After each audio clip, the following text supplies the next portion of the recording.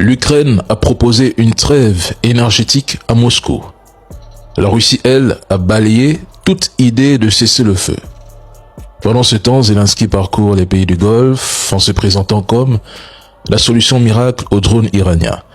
Alors que chez lui, ce même drone Shahed plonge régulièrement son pays dans le noir total.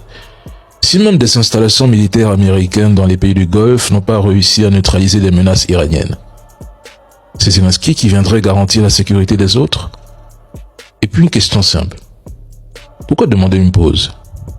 C'est lui qui affirme que la Russie perd 50 000 soldats par mois, qu'elle recule, que les territoires sont déjà repris. Alors pourquoi souffler la Pâque si la victoire est si proche?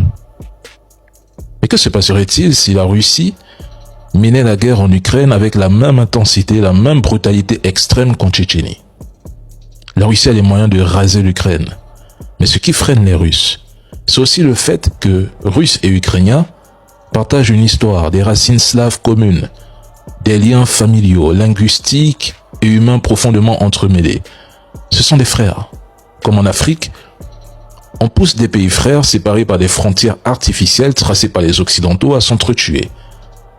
Est-ce que les Occidentaux réalisent que, pendant qu'ils s'enlisent dans des crises majeures entre la guerre en Ukraine et celle en Iran, la Russie, elle, transforme le chaos en opportunité économique.